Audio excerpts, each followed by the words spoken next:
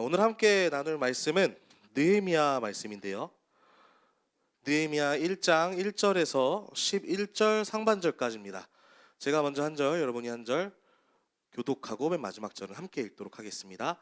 하가랴의 아들 느헤미야가 한 말이다. 20년 기슬르월 내가 도성 수산에 있을 때에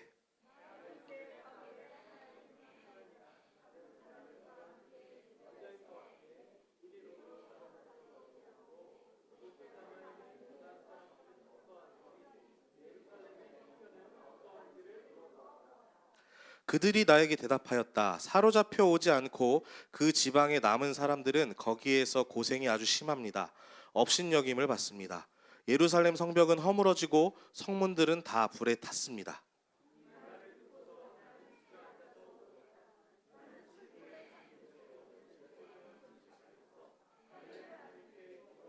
아뢰었다. 주 하늘의 하나님, 위대하고 두려운 하나님, 주님을 사랑하는 이들과 세운 언약, 주님의 계명을 지키는 이들과 세운 언약을 지키시며 은혜를 베푸시는 하나님.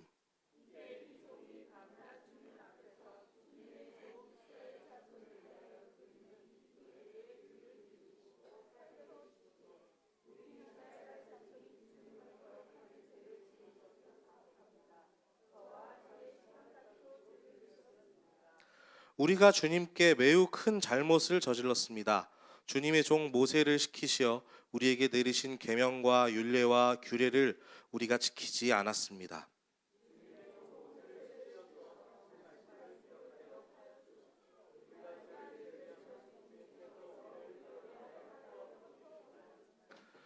우리가 주님께로 돌아와서 주님의 계명을 지키고 실천하면 쫓겨난 우리가 하늘 끝에 가 있을지라도 주님께서 거기에서 우리를 한데 모아서 주님의 이름을 두려고 택한 곳으로 돌아가게 하겠다고 하신 그 말씀을 이제 기억하여 주십시오.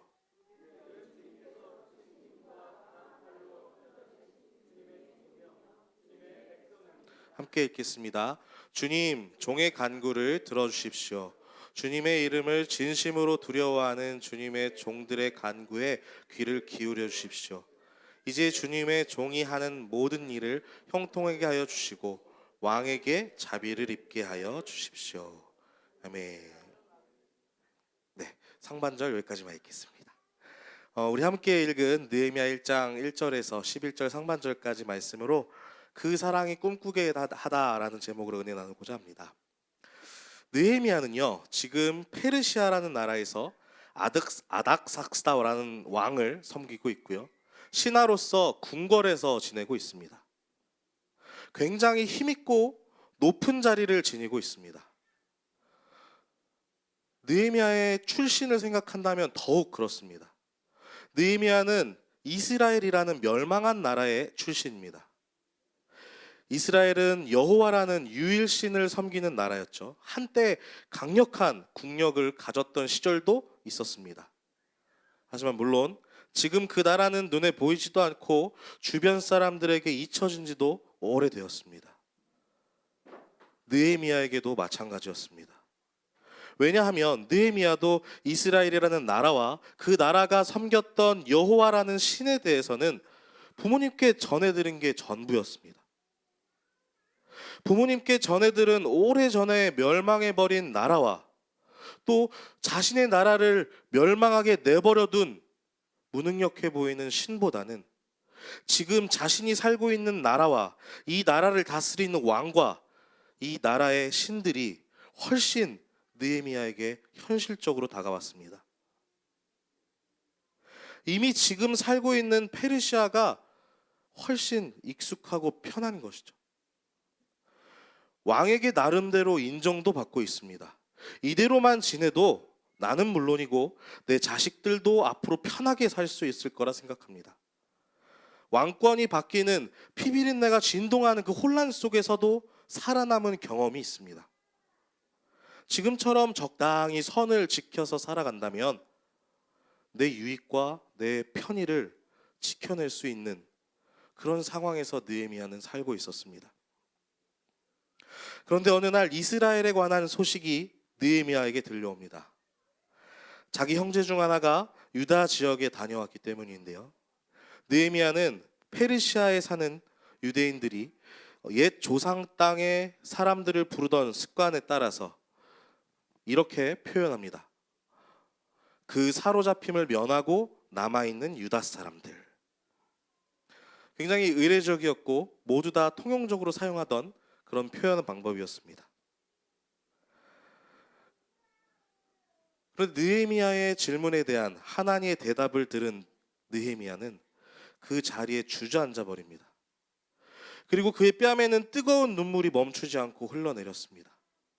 가슴 깊은 곳에서 점여오는 아픔과 슬픔이 느껴졌습니다. 얼핏 보면 하나님에게서 들은 내용은 뭔가 대단히 충격적인 이야기가 아닌데도 말입니다. 이스라엘이 지금 막 멸망했다는 소식이 아닙니다. 지금 자신의 가족이 고통을 당하고 있다는 소식도 아닙니다. 아주 오래전에 멸망한 나라와 무너진 성의 이야기, 그리고 멸망한 나라의 얼굴도 모르는 자들이 고통을 당하고 있다는 소식입니다. 이미 충분히 알고 있었고 충분히 예상할 수 있는 이야기였던 거죠. 그런데 이상하게도 그 소식을 들은 느헤미야는 무너져 버립니다. 느헤미야가 의례적인 표현을 써서 그 사로잡힘을 면하고 남아있는 유다 사람들이라고 표현했던 것과는 다르게 형제 하나니의 대답은 의례적인 표현을 사용하지 않았습니다. 그는 남겨져서 사로잡힘을 면한 남아있는 자들이 페르시아의 관할지에서 큰 환난을 당하고 세상 사람들에게 조롱을 받으며 예루살렘 성은 무너졌고 성의 문은 불타 없어졌습니다. 이렇게 대답을 한 것이죠. 이 대답이 느헤미야에게 충격적으로 전해졌습니다. 단순히 형제 하나니가 나에게 전한 말로 들리지 않았습니다. 유다 지역 사람들을 그냥 포로를 면하고 남은 자들이 아니라 남겨져서 남아있는 자들이라고 불렀습니다. 하나님께서 남겨놓으신 하나님의 사람들이라는 표현을 한 것이죠.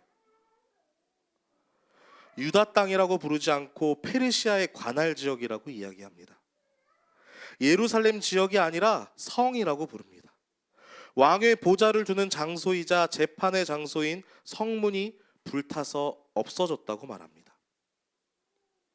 이 표현들을 좀 더 다듬어서 보자면요, 내 백성이 페르시아 땅에서 환난을 당하고 있다. 내 백성이 받는 능욕이 내가 세상에게 받는 치욕이다.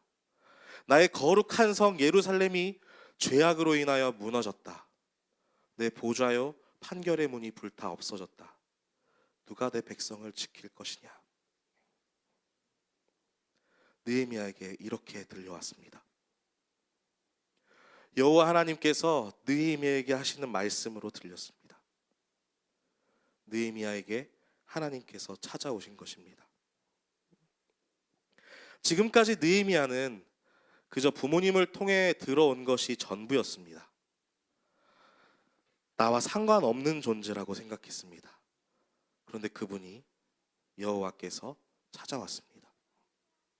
느헤미야는 찾아오신 여호와의 마음을 느낄 수가 있었죠. 여호와께서 자기 백성 이스라엘을 얼마나 사랑하는지 알 수 있었습니다. 이스라엘은 여호와를 원망했고 여호와를 떠났으며 여호와를 버렸지만 여호와 하나님은 단 한순간도 이스라엘을 잊은 적이 없었습니다. 여호와 하나님은 여전히 이스라엘을 사랑하고 있었습니다. 그리고 그 사랑은 놀랍게도 느헤미야 바로 자신을 향한 사랑이기도 했습니다. 다시 찾아온 그 사랑 앞에 느헤미야는 주저앉을 수밖에 없었던 것이죠. 이스라엘을 향한 하나님의 마음이 느헤미야에게 그대로 전해졌고 느헤미야 역시 하나님과 같은 마음을 갖게 되었습니다. 그래서 수일 동안 눈물이 멈추질 않았습니다.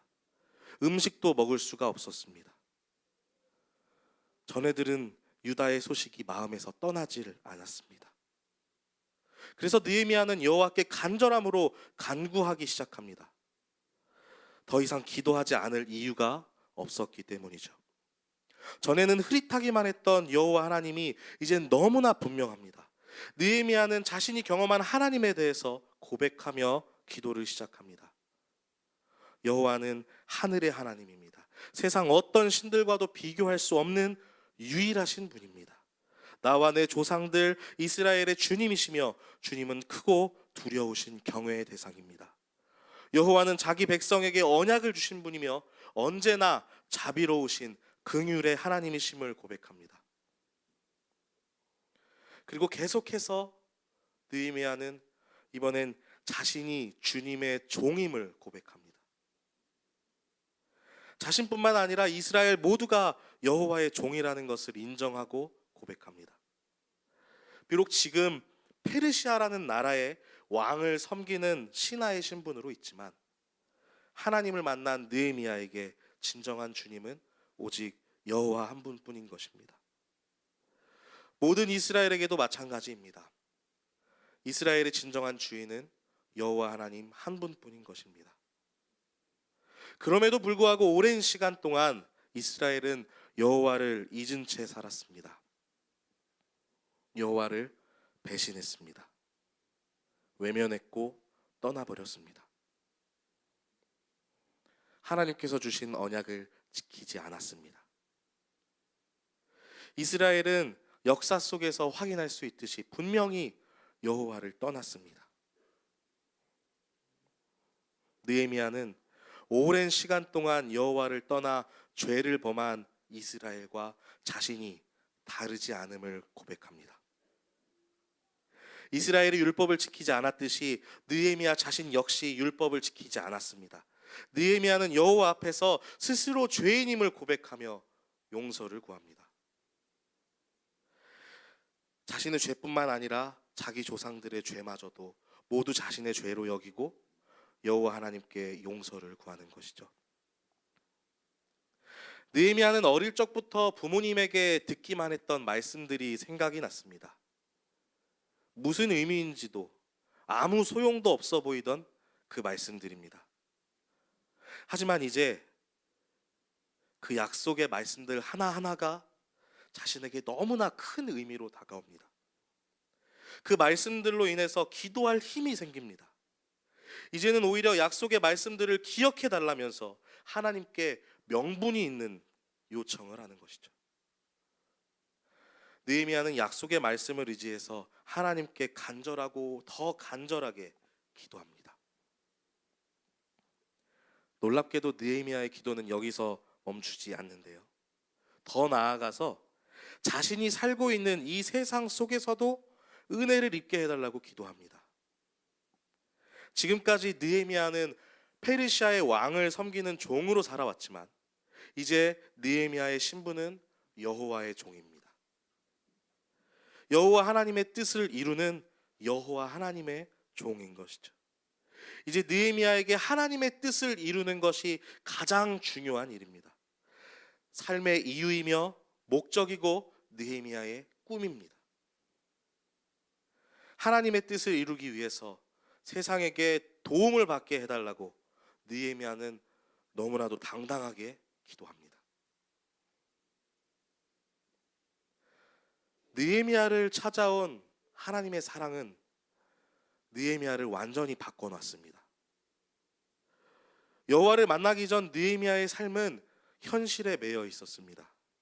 이스라엘 사람이지만 페르시아에 더 잘 어울리는 사람이었습니다.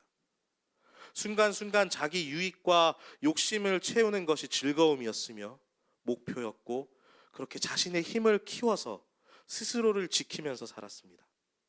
그렇게 하루하루 살아남는 것이 당연하다며 여기고 살아갔습니다. 느헤미야의 삶 속에서 하나님은 그다지 큰 의미가 없었습니다. 그러나 여호와는 느헤미야에게 찾아오셨고 그 만남으로 인해서 느헤미야는 달라졌습니다. 하나님에 대한 바른 인식이 생기면서 느헤미야를 바꿔놓은 것이죠. 하나님에 대한 바른 인식은 느헤미야 자신의 죄인된 모습을 돌아보게 했습니다. 그래서 느헤미야는 죄에서 돌이켜서 올바른 자기 정체성을 되찾게 됩니다. 느헤미야는 이제 여호와 하나님의 종입니다. 페르시아의 높은 신분을 가진 신하였던 느헤미야가 이제 하나님 나라의 총독으로 바뀌는 사건이 시작된 것입니다. 하나님의 마음을 느끼며 하나님의 뜻을 알고 하나님과 같은 꿈을 꾸며 하나님과 함께 그 꿈을 이루는 자가 된 것이죠. 오늘날 세상은 이제는 더 이상 하나님이 일하지 않으시는 것처럼 생각하게 만들거나 하나님이 없다고 여기거나 하나님이 무능력하여서 필요 없는 존재로 생각하게끔 만듭니다. 더 나아가서 하나님이 교회를 떠났고 버렸다고 생각하기까지도 만듭니다. 사실 오늘날 하나님을 경험하기 힘든 것은 말씀을 떠났고 거룩을 버리고 죄에 물들어 버린 우리 때문인데 말입니다. 우리 다음 세대들이 하나님을 경험하기 힘든 건 우리들의 책임이 큰데 말입니다. 하나님의 약속보다 현실을 더 의식하고 신뢰하며 교회보다 세상에 더 어울리는 사람이 된 우리가 하나님을 가리우고 있고 오해하게 만들고 있습니다. 그럼에도 불구하고 하나님은 자기 백성을 결코 잊지 않으십니다. 성도들이 하나님을 잊었을 때에도 하나님은 잊지 않으셨고 하나님을 외면했을 때에도 하나님의 시선은 교회를 향해 있었으며 믿는 자들이 하나님을 버렸을 때에도 하나님은 교회를 떠나지 않으셨습니다. 오히려 하나님은 변함없는 사랑으로 자기 교회를 향해 찾아가십니다. 그리고 영원히 교회와 함께하고 계십니다. 바로 지금 이 순간에도 변함없이 저와 여러분과 우리와 함께하고 계십니다. 변함없는 하나님의 사랑은 그렇게 오늘도 자기 백성을 향해서 저와 여러분을 향해서 잊지 않고 찾아옵니다. 그리고 찾아오신 그 사랑은 우리에게 꿈을 꾸게 합니다. 죄악에 갇혀서 절망에 사로잡혀 있던 우리로 하여금 다시금 하나님 나라를 꿈꾸게 합니다. 하나님의 뜻과는 전혀 상관없이 순간의 이익과 자기 욕심에 눈이 멀었던 부끄러운 자신의 모습은 뒤로 하고 이제는 하나님과 같은 뜻을 품고 하나님과 같은 곳을 보며 하나님과 같은 꿈을 꾸게 하십니다. 전에는 보이지 않고 느끼지 못했던 것들을 이제는 느낄 수 있습니다. 전에는 아무 소용이 없었던 말씀들이 내 삶에 역사하고 있다는 것을 경험하게 됩니다. 전에는 비난하기에 바빴던 교회의 연약한 모습들이 이제는 나에게 아픔으로 다가옵니다. 교회에 상처를 입힌 건 더 이상 다른 누군가가 아니라 바로 자기 자신임을 고백하게 됩니다. 교회를 위해 기도할 수밖에 없습니다. 무너진 교회를 향한 하나님의 마음을 이제는 느낄 수가 있기 때문이죠. 또한 더 나아가서는 하나님과 같은 꿈을 꾸고 그 꿈을 함께 이루는 동역자가 되게 하십니다.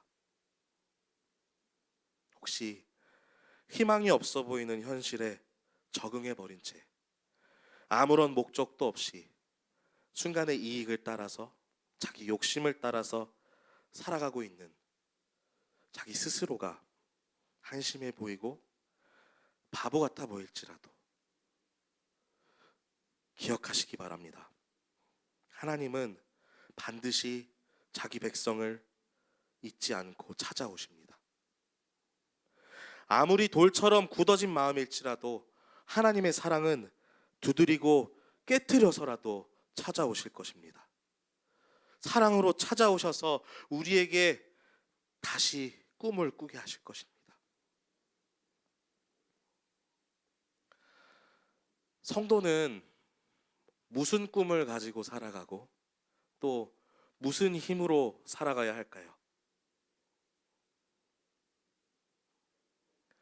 하나님의 백성은 나를 찾아오신 하나님으로 인해서 그 사랑으로 인해서 살아갑니다. 하나님은 약속의 말씀을 잊지 않으시고 긍휼을 베푸시며 자기 교회를 찾아오십니다. 하나님의 사랑을 받은 자는 하나님과 같은 마음을 갖습니다. 하나님의 아픔을 함께 느끼며 교회를 위해 기도합니다. 하나님의 꿈이 내 꿈이 되기 때문이죠. 하나님의 나라가 이 땅에 이루어지기를 꿈꾸게 됩니다. 하나님을 만난 사람이라면 누구든지 예외는 없습니다. 몇 가지 질문을 드리고 마치려고 합니다. 여러분은 지금 무슨 꿈을 꾸며 살아가고 계신가요? 하나님의 꿈을 꾸고 계신가요? 하나님 나라가 임하기를 원하십니까? 하나님의 마음이 느껴지십니까? 하나님이 우리를 잊지 않고 찾아오셨습니다. 위대한 꿈을 꾸며 하나님의 그 놀라운 꿈을 하나님과 함께 이루며 살아가는 저와 여러분이 되었으면 좋겠습니다.